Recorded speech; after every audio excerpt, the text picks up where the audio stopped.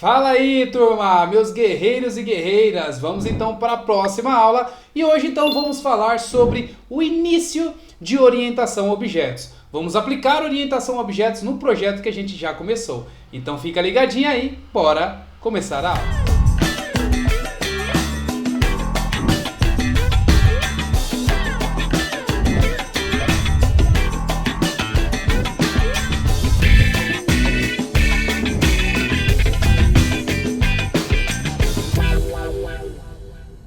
Produtos do Torne-se um Programador.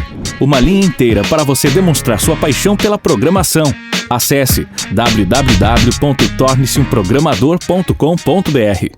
É isso aí, turma. Já vai deixando o seu gostei, porque o seu like nos ajuda demais a levar essa mensagem mais pra frente. E ainda me ajuda a saber se esse vídeo é significativo para você, tudo bem? Não esqueça de deixar o seu like.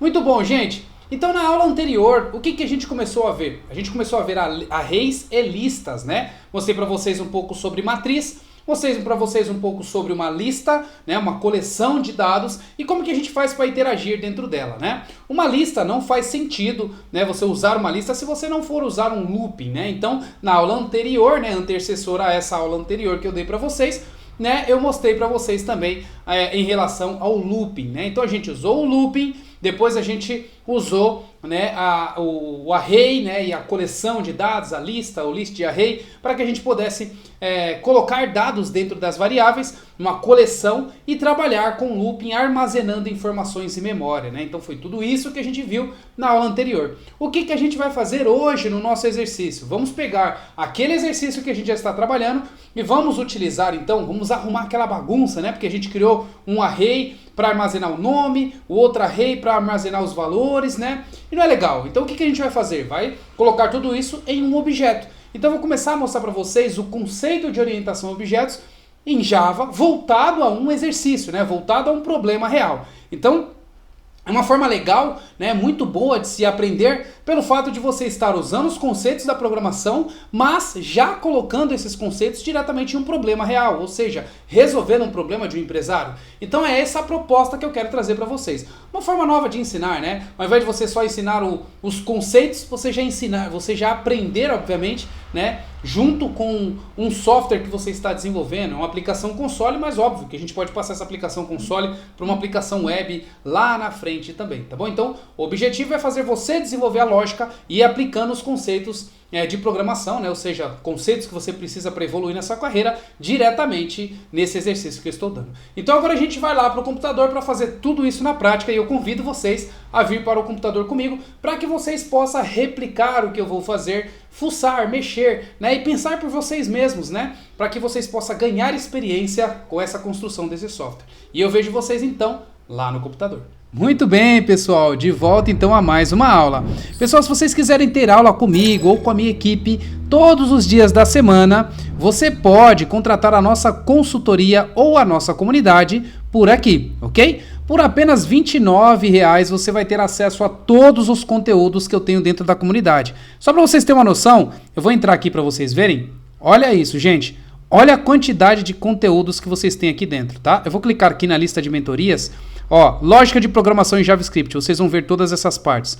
Microserviço em JavaScript, ó, onde você vai ver React, Vue.js, Angular, né, TDD e BDD, fluxo de caixa com React, React Native, tá vendo? Desenvolvimento mobile com Ionic, programação em C#, lógica de programação, né, programação em C# orientação a objetos, desktop, programação avançada, onde você vai ver Solid e outras coisas. Gente, tem muita coisa aqui também, ó. Domain Driven Designer, programação em Ruby, né, ó, Ruby, lógica de programação, muita coisa, muito conteúdo para você, né, WordPress. Então tem bastante coisa, Design Partner, integração contínua, usando Docker, Docker Composer, Kubernetes, Azure, AWS. Então tem muita coisa aqui para vocês. Caso vocês queiram, obviamente, fazer parte da nossa comunidade, o acesso é menos que uma pizza por mês, não é verdade? Muito bom, Jabá já foi feito, agora vamos voltar aqui à aula, tá? Então, voltando à aula, o que a gente tem aqui, gente? Ó, a gente tem esse nosso algoritmo, que vocês viram colocando o array aqui, né? E agora a gente vai começar a usar a orientação a objetos. O que a gente tem, gente? Ó, se a gente olhar aqui, a gente tem clientes, a gente tem quantidade de pedidos do cliente, ou seja, a quantidade de caixas que ele pediu, né? E aqui tem o valor que vai ser pago por ele, tá? Então vamos imaginar que eu queira armazenar um array com todas essas informações. Eu teria que criar uma matriz para que eu pudesse fazer isso, né? Então, a orientação a objetos, ela entra nesses pontos. Quando você quer ter um objeto que você vai colocar chave e valor. Nesse caso, a gente chama isso de propriedade, tá? Tem aulas minhas bem completas também sobre orientação a objetos, totalmente de graça para vocês aqui, né? As aulas de C# é muito parecido com Java, então se vocês darem uma olhada nessa parte aqui de classes instância, orientação a objetos construtores, vocês vão ver muita coisa interessante para vocês, tá? De toda forma, eu vou explicar para vocês aqui como é que a gente cria um objeto para refatorar esta parte do código, tá? Então, basicamente, o que eu vou fazer? Eu tenho aqui todo o meu package, né? Ou seja, o controle da onde eu cheguei aqui nesse meu app console, e essa é a minha aplicação. Então, dentro desse meu app console, eu vou criar um diretório aqui e vou dar o nome dele de entidades. Na realidade, não, de entidade, pode ser entidades, né? E eu vou colocar aqui dentro desta pasta entidade uma entidade chamada cliente. E dentro dessa pasta, né, dentro desse arquivo, entidade chamado cliente, eu vou começar a trabalhar então com os meus itens, tá? Então eu vou vir aqui, ó, novo arquivo e vou chamar de cliente.java. Estou acabando de criar aqui então uma classe que eu vou usar nesta minha aplicação, tá? Então ele já criou aqui bonitinho para mim, já deixou aqui o package tudo funcionando, tá? E aqui eu vou começar a criar e definir as minhas propriedades. Nota que para esse exercício eu quero ter o nome do cliente armazenado, eu quero ter aqui, ó, a quantidade, né, ó, pedidos dos clientes em quantidade, ou seja, aqui eu guardo a quantidade que eles pedem, né? Se vocês olharem aqui, o que a gente pede? Ó, quantidade de caixas, tá? Então essa é a opção que a gente pede para esse exercício. Se você estiver um pouco perdido nessa aula, dá uma olhada na aula anterior, que aí vocês vão entender um pouco mais sobre essa lógica, tá bom? Então, ó, o que eu vou fazer? Eu vou criar algumas propriedades aqui, tá? Na realidade, eu vou criar um atributo e vou definir as propriedades com getters e setters. Então, eu vou colocar aqui private, né? E vou colocar que eu tenho aqui uma string de nome. Então, o que eu estou fazendo aqui, gente? Eu estou preparando, né, uma classe, né, um conjunto de ações. Como é que eu posso explicar para vocês algo mais real? Tudo que você consegue tocar passa a ser um objeto, e esse cliente também é um objeto para o sistema. Então, se vocês olharem esse meu celular aqui, ó, esse meu celular é um objeto onde ele tem as propriedades que é o display, ele tem a propriedade que é essa alça aqui para segurar, essa capinha, né, a estrutura, tudo isso são propriedades, são coisas que descrevem esse celular. Ou seja, essas coisas que eu estou fazendo aqui nessa propriedade que eu estou criando, né, na realidade esse atributo que eu estou criando, ele é um elemento que descreve essa minha classe de cliente, tá? Agora as ações é tudo que você faz. Então, por exemplo, se eu tiver com o display desligado, se eu clicar aqui, ó, eu vou ligar o display. Então, isso é uma ação, né? Se eu arrastar para cima, eu vou fazer um swap up, ou seja, eu fiz uma ação, né? Se eu clicar aqui em desligar, eu vou fazer um display off, ou seja, outra ação. Então, é isso que difere uma ação de uma propriedade em cima de uma classe, né, com orientação a objetos. Então eu estou criando uma entidade, que é uma única pessoa, certo? O cliente, e estou descrevendo ela para que ela possa se transformar em um objeto assim que eu instanciá-la, tá bom? Então olha só, criei um atributo chamado nome, criei um atributo chamado quantidade de caixas e criei um atributo chamado valor total, tá? Ó, valor total, né? Este valor total eu vou colocar aqui como double, que é o valor que eu estou deixando diretamente nesse meu sistema, né? Double. Aqui eu vou colocar como integer. Beleza? Então vamos ver como é que eu deixei aqui. Ó, tá como int, o outro está como double, tá? Então beleza, aqui vai colocar como int mesmo. Ok, então tem aqui uma propriedade, um atributo nome, um atributo que é a quantidade de caixas e um atributo valor. Todos eles são atributos privados, tá? Agora eu vou definir os meus getters e setters, ó. Para valor total, vou definir para a quantidade de caixas e vou definir para o nome, tá? A partir do momento que eu defino os meus getters e setters, o que eu estou fazendo basicamente, tá? Deixa eu colocar esse do valor total junto com o valor total aqui, ó. Bacana. Então eu tenho essas propriedades e essas aqui.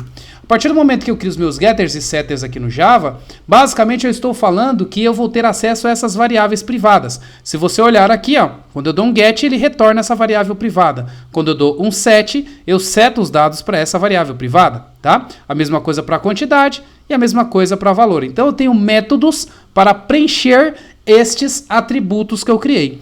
Quando eu crio um getters e setters, basicamente eu estou definindo propriedades da minha classe, tá bom? Então eu basicamente estou falando isso, que eu vou ter a propriedade nome, quantidade de caixas e valor para que eu possa utilizar. Isso vai ficar disponível para mim, ok? Uma vez criada essa classe, gente, agora eu posso criar uma lista aqui, ó, de cliente, tá? Esse tipo aqui ainda ele não aparece para mim, eu vou clicar e ele vai pedir para eu fazer a importação deste meu pacote, tá? Então, ó, eu vou pegar esse pacote aqui e vou fazer a importação dele aqui em cima. Vou fazer aqui o import. Opa, import deste meu pacote, tá? Entidades.cliente. Agora que eu já importei esse meu cliente, o que vai acontecer? Ele vai ficar disponível para uso, este meu cliente que eu vou usar aqui, tá? E eu vou usar uma lista de cliente. Vou pegar aqui, ó, e vou definir um array list de cliente. Eu escrevi aqui errado, ó. Cliente. Ó, pronto. Agora eu tenho um array list de cliente e esse meu array list de clientes, né, ele vai ter então um cliente que eu vou armazenar dentro desse meu array list, tá bom? Belezinha, gente. Então, para que eu possa usar a cada looping que eu passar, a cada iteração que eu vou pedir informação lá para o João, eu vou criar um novo objeto, ou seja, esse objeto de cliente para que eu possa preencher os dados dele, tá? Então eu vou vir aqui, ó, e vou criar uma variável, vou chamar ela de cliente, e essa minha variável cliente vai criar uma nova instância. Então o que eu fiz aqui quando eu defini uma classe? Eu preparei uma receita de bolo, tá? Então neste caso aqui, ó, eu preparei uma receita de bolo para que eu possa utilizar. Então eu tenho uma receitinha aqui que quando eu crio uma instância, eu passo a ter esses métodos públicos para o meu uso, tá? Então é isso que eu estou fazendo neste momento aqui, quando eu estou definindo que eu vou ter uma variável chamada cliente e esse meu cliente vai ser uma nova instância de cliente, ok? Beleza, agora com essa nova instância, gente, o que eu posso fazer? Eu já tenho aqui, ó, as propriedades que eu defini, que eu descrevi para aquele objeto. Então eu posso vir aqui que eu vou colocar, ó, get nome e eu consigo pegar, ou set nome, e eu consigo setar esse nome. Então ao invés de eu criar uma string de nome, eu não preciso mais, eu posso usar esse set nome diretamente aqui para que eu possa capturar e já preencher na propriedade nome desse meu objeto cliente o dado que eu estou pegando na tela, ok? Agora, quando eu quiser usar essa propriedade cliente, né, ou seja, o dado que eu capturei, eu só vou alterar nesse lugar aqui para colocar então o get nome, ok? Assim eu consigo pegar o nome que eu setei nesta linha aqui, que é a linha 108, ok? Depois que eu setei esse nome, eu não preciso adicionar o cliente aqui ainda. Eu vou pegar a quantidade. E a quantidade de caixas, eu posso fazer a mesma coisa que eu fiz para o outro, né? Então, ou seja, cliente.set quantidade de caixas. E eu venho aqui, ó, e coloco essa variável de quantidade de caixas aqui diretamente dentro do meu cliente. Então agora o meu cliente, além de ter o nome preenchido, ele também tem a quantidade de caixas, ok? E a última coisa que falta preencher é o tipo de pagamento lá, né? O valor total do pagamento que a gente vai colocar. E a gente colocou aqui, ó, esse valor total. Então, ao invés de eu armazenar numa variável diferente, eu armazeno no meu objeto cliente. Então, eu pego o meu objeto cliente.set valor total e eu armazeno esse valor total alterado. Agora eu já tenho um objeto, uma instância, né, de um objeto. O que é uma instância? É quando eu uso essa receita de bolo para criar uma variável em memória que tem as propriedades definidas naquela que eu descrevi aqui, ok? Então agora eu já tenho esse objeto em memória e já preenchi o nome, preenchi a quantidade e preenchi o valor total. Depois que eu fiz isso, gente, é básico. Eu só venho colocando na minha lista de clientes, adicionando o meu cliente que eu acabei de preencher, ou seja, este cliente que eu preenchi todas as propriedades dele. Então agora, ao invés de eu ter 3 listas, né, uma lista para armazenar o nome, outra lista para armazenar a quantidade, outra lista para armazenar o valor total, agora eu tenho um único cliente, né, ou seja, uma lista de clientes e um único cliente para cada linha desta lista. Muito, mas muito mais fácil de se trabalhar dessa forma, muito melhor, né? Então agora olha só, na onde eu faço o looping dos meus dados, aonde eu simplesmente pegava o get para pegar o nome, o que eu faço? Agora quando eu pego o get de alguma informação, eu pego diretamente a propriedade que eu defini daquele objeto. Ou seja, nesse caso aqui, ó, na minha lista, quando eu pegar o índice 0, né, ou seja, na primeira iteração aqui, eu vou pegar o nome do objeto. Por quê? Nessa lista, quando eu pego a primeira posição, ou seja, a posição 0, vai me trazer um objeto cliente, porque, nota, eu armazenei aqui, ó, um cliente numa lista de clientes. E aqui embaixo eu estou pegando um item desta lista de clientes. Fazendo assim, eu consigo mostrar o nome do cliente. Nesse caso aqui também, ó, clientes. Eu poderia até fazer diferente aqui, tá? Ó, fazer desse jeito aqui, ó. Cliente é igual a clientes ponto get e pego aqui o índice, ó. Prontinho. Aí eu peguei esse objeto e aí eu posso trabalhar diretamente com ele, ou seja, o objeto cliente.getNome, o objeto cliente.quantidade, né, ó, get quantidade de caixas e o objeto cliente.get